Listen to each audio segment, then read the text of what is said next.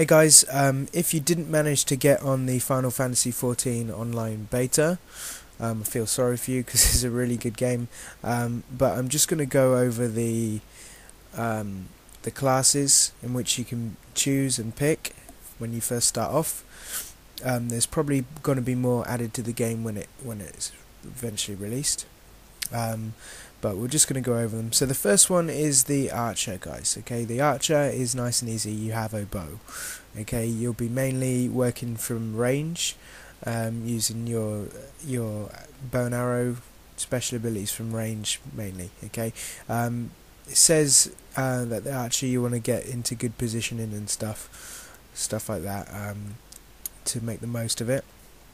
Also, you'll be able to change the arrows to suit whatever boss you're at, so you can put poison on poisonous arrows. You can have like elemental arrows where they weaken, like if it's the boss's weakness or the enemy's weakness, you can put them on your arrows and chop and change that way. So there's the first one, guys, bow and arrow, or the archer. Next one we're going to look at is the Lancer.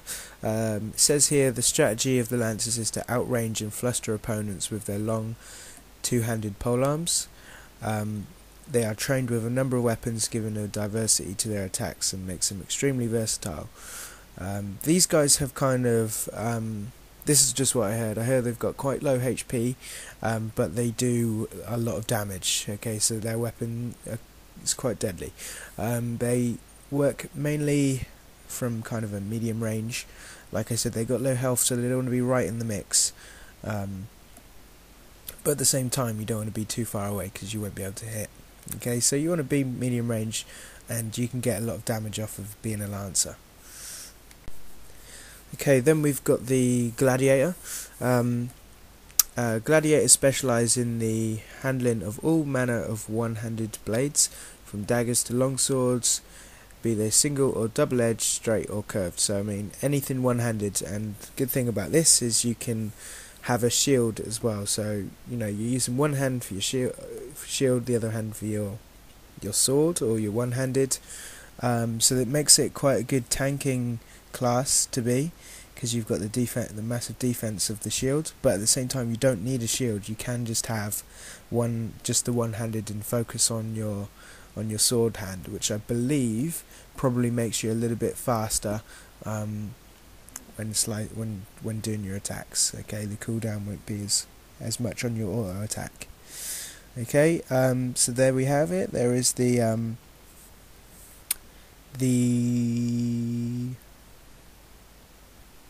Gladiator. There you are. This next one is the class I'm actually playing on the beta right now. It's the Marauder class. It says here the Marauder is a combat specialist whose weapon of choice is the Great Axe. They are highly sought after for their ferocity and intimidating presence. Their approach to battle is one of brute force, relying on strength and steel to crush enemies and sunder weapons. They are often employed to hunt down monsters.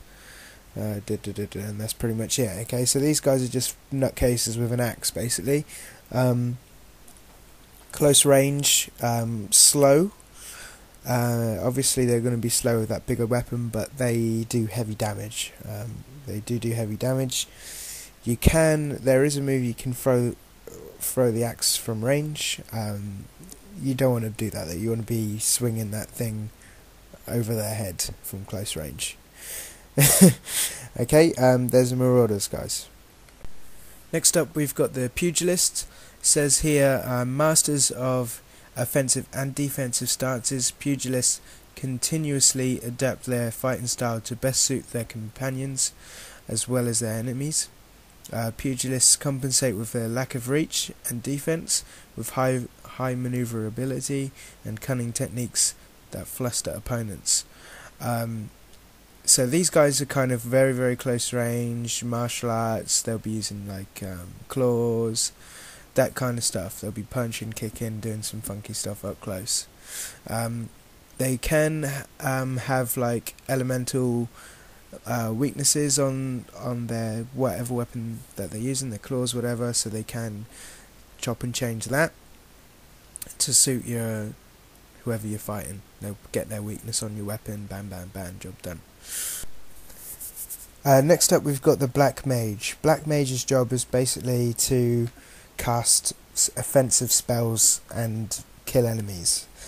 So you'll be using, I think you start off with an onion staff and a scroll of stone when you first start the game as a Black Mage, and you'll be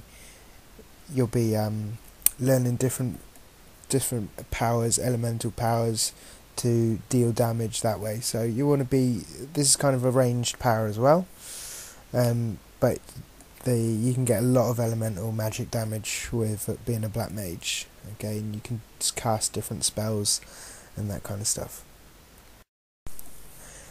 And lastly, we're going to look at the White Mage. White Mage are your healers, okay. It says here, armed with the most efficient recovery spells, White Mages can ensure a party's survival in the most dire of situations. With the ability to utilise the most potent spells from the Cure, Regain, Raise and Bar spells family, White Mages are the premier healers in the game and are nearly indispensable when forming a party. So you're going to need healers, guys. You need healers. Here's your healer, the White Mages. They're going to be doing powers to buff up your group, heal, that kind of stuff. But it does also say